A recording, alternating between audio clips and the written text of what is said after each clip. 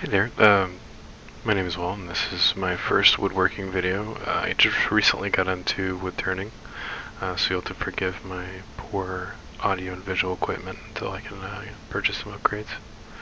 So what I got here is a block of oak that I decided to turn into a scoop. I've made about 2 of these so far, and I decided I would be interested in recording my journey. I'm getting pretty serious with woodturning for myself as a hobby-wise, but it's something that I kind of want to pursue, and I wanted to record the journey, so I figured what better place to start and post it on YouTube and see what happens. So what I'm doing here is I'm making the tenon for the chuck so that I can hold on there. And I'm just trying to get into center. I'm using easy wood tools, the pro handle blades. I wanted something that was easy for beginners and didn't require any sharpening. Was looking at like the Tormek sharpening system and maybe getting some better turning tools in the future, but for right now this will work for what I need to do. I'm using the square die, which does great for just removing a lot of material quickly and getting a nice flat surface, which is probably what I'll be doing here in a little bit. I like to turn on my machine off and on and check my progress. I try to save as much material as possible, so just get it into round and then flatten that one edge and then put it in the chuck. The equipment that I'm using is a jet lathe that I bought off Amazon. It was on sale and I was able to get a good deal on it. The only problem with it was that when I got the lathe, it didn't have any mounting hardware. It just came with the feet and the lathe bed with the motor and everything, so I had to go down to Home Depot and find the correct hardware and put it all together. I've had this lathe for about a month and I turned a few things. I am brand new at this and never really turned wood before, so I'm just moving the old chuck here. I don't need that one anymore, so this is going to go into the one-way chuck that I have. Yeah, just gotta get it nice and tight. I already had something fling out of me because I didn't tighten enough. Just get the speed here, and I'll probably just spend this whole next section just getting it into round.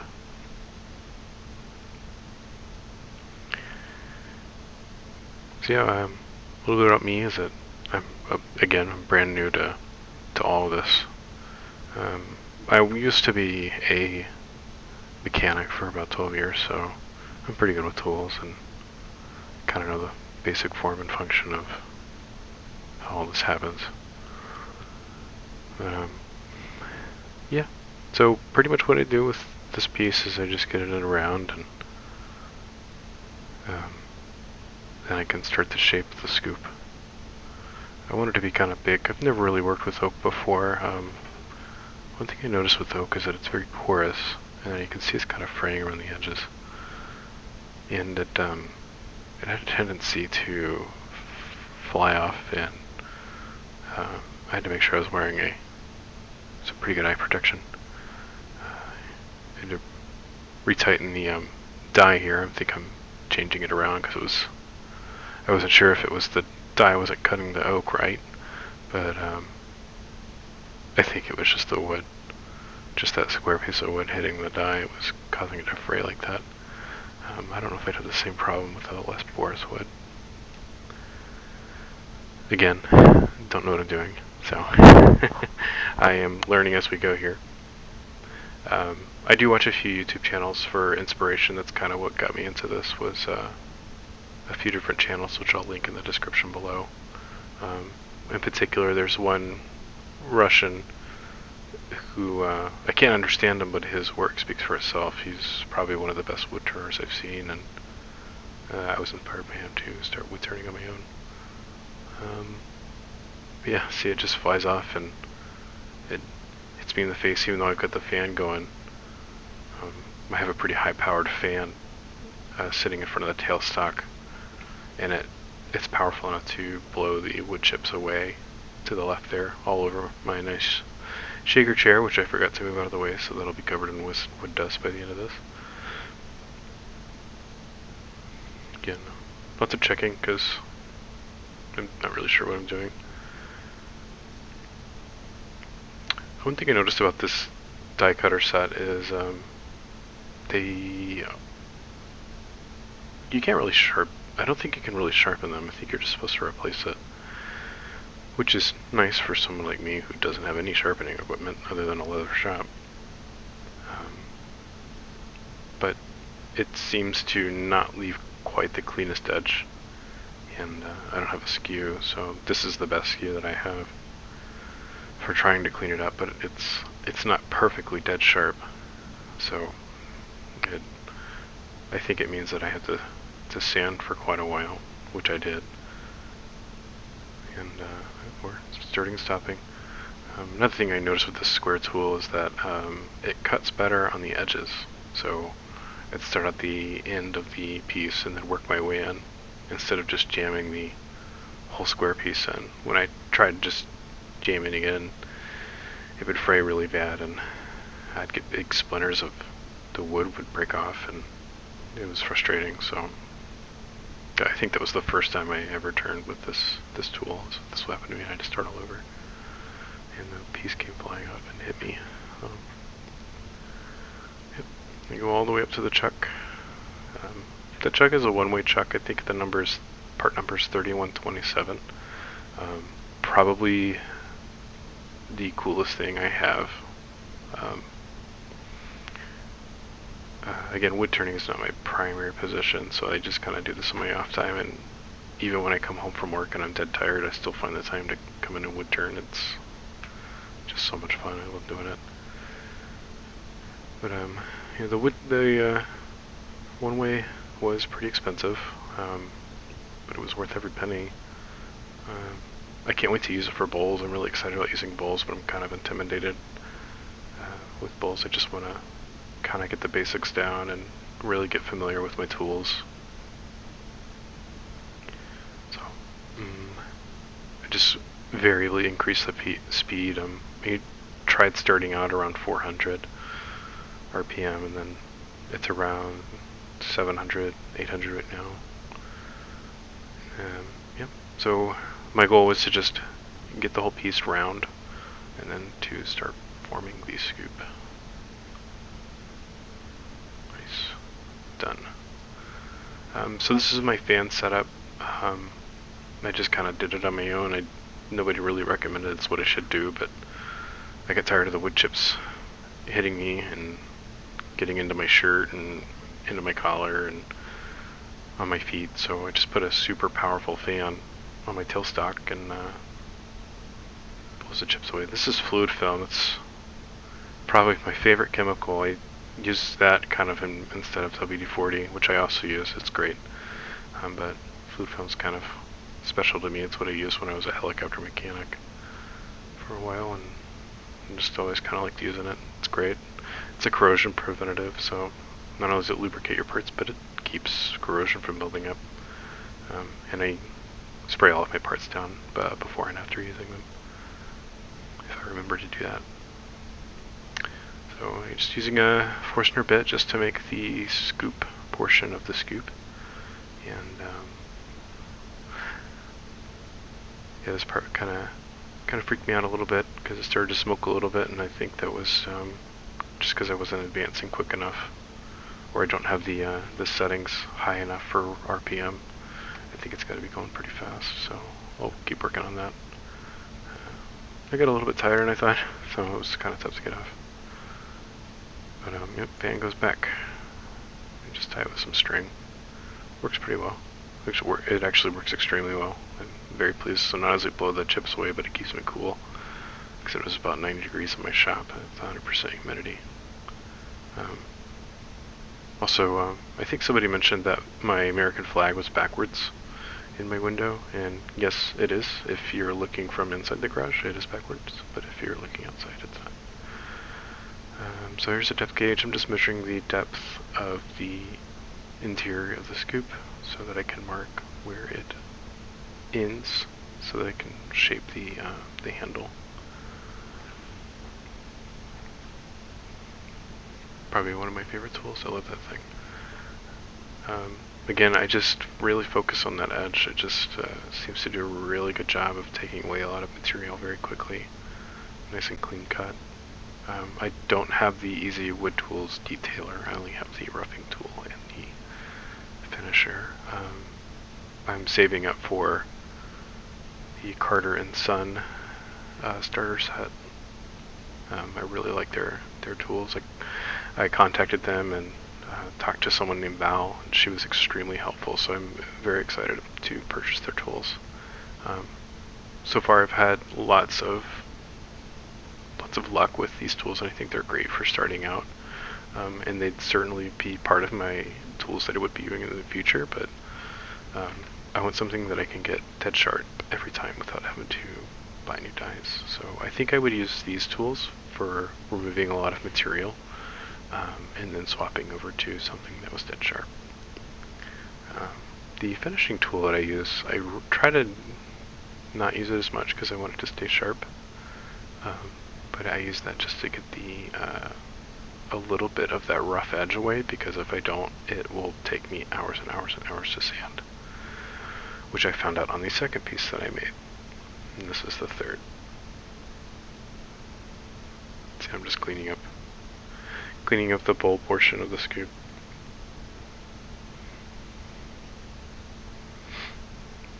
I originally wanted to make it in the kind of like a K-bar handle, and the wood just kept fraying. I was just having a really hard time with the wood tearing out, so I eventually just said, yeah, it's not working, so I'll go down to less finger holes, and I think we went down to 3 in the end. So yeah, I'm just cleaning it up, doing a nice shape. This is probably my favorite part of wood turning, is making the shape fit my hand. I wanted something kind of hefty. Kind of had like a thick grip.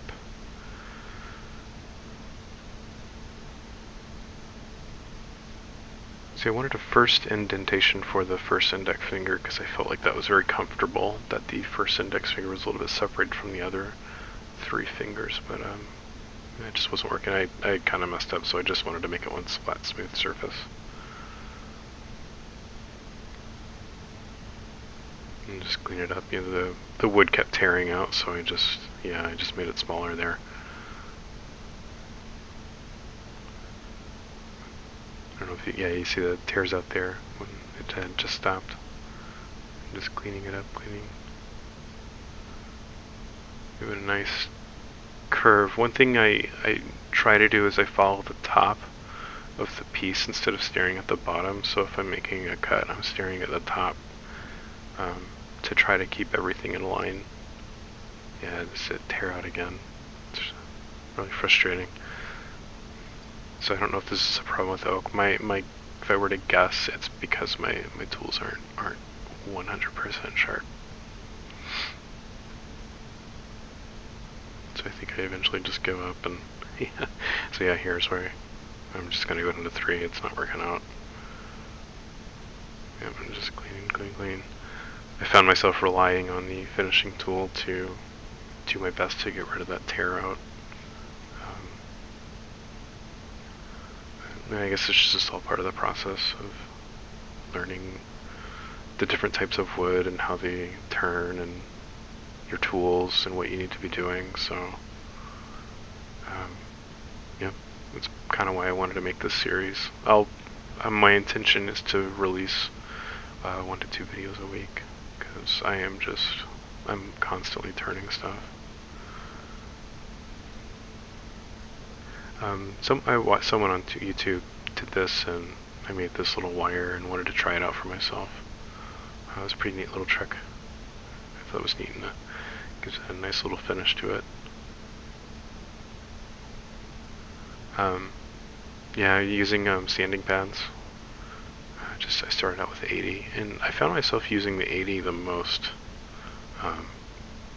just to kind of clean up that tear out and almost shape it a little bit, and then I work my way up through the 4000 grit sanding disc pad. I have a plethora of sanding pads because I did a lot of epoxy work, but I don't really do that so much anymore. So I still have a lot of the materials left over. I still have a lot of epoxy left over too. So it was pretty easy for me to, I feel like it would be easy for me to get into wood turning, so it was another reason for me to pursue it, invest in it. So one of the nice things about this lathe is that it turns in the opposite direction, so you can sand in both ways. I know there's some other functions as well to the lathe, but I haven't taught myself how to use them. I used isopropyl alcohol here, just because it evaporates quickly and it doesn't leave any residue. You can use denatured alcohol or just any sort of alcohol. It will work. It's pretty much all in the same family, I think, so it works great for me. Plus, I don't have any denatured alcohol, so I use ISO. Another YouTuber recommended this stuff, so I bought it, and it's almost required. It just leaves such a nice polish.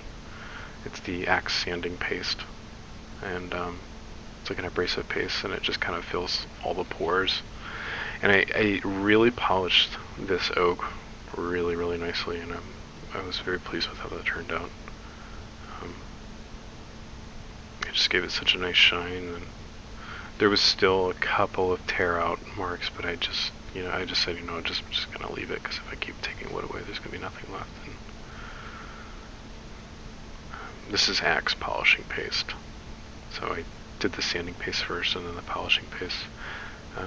I think you're supposed to use a sanding sealer in here, which I don't have, so I'm gonna order some and mess around with it and try it out, see what difference it makes.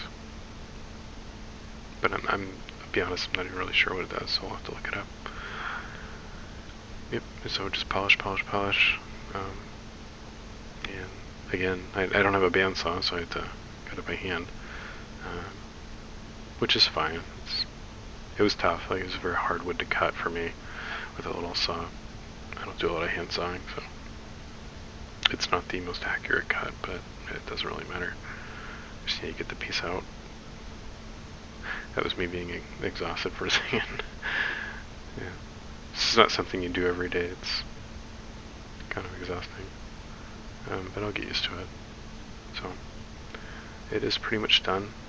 All I have to do is remove it from the actual chuck, and then I can sand it, and it's pretty much done. So this is a Japanese. I have a set of Japanese saws. I used to do some joinery, but I don't really do it anymore. It just became too expensive. Another reason for me to get back into wood turning. And I was getting away from cabinet making. It was just the price to get in and get started was just too high. So it's a cheap little belt sander from Harbor Freight. It does a great job. I'm really pleased with that. Smoothing it up.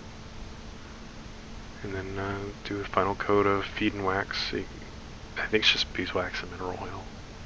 But I love that stuff because it's cheap and you can get it pretty much anywhere. And everything, I wanted everything to be non-toxic and food safe, so, which I'm pretty sure, I hope it is. Okay, just put some of it in there, and it's done. Piece is complete, and I can admire my work. I know it's not the best thing you can find out here on YouTube, but I'm proud of it. Not too bad for. I have a little wood turning experience. I've turned a few pieces, but not a lot, and nothing this big. So yeah, it's nice. It worked out really well. I'm pretty happy with it. So, I learned a lot about especially about the tools needing to be sharp and how important that is. So that's another thing that I'm gonna have to work on. It's gonna take me a while to replace the tools. I just can't afford to spend. I think that this set I was looking at was like almost $500 just to get the starter set of wood turning tools. Not to mention a sharpening system. So no, we'll save up for a month or so, and we'll see if I can start getting one piece at a time. But I just wanted to thank you guys for, if you've made it to this part of YouTube and watched my material, thanks for spending your time with me. And I'll be honest, I was inspired by other woodturners on YouTube, and just said, you know what, I'm gonna do it, and I just started doing it, and I wanted to share my experience with being an absolute beginner. And the video's rough, and then hopefully years from now I can look back on this and say, hey, this is how I started, and I'm just a normal guy in his garage, and I saved up for a few months and spent money and just decided to do it. So anyways, guys, thanks for watching. Take care.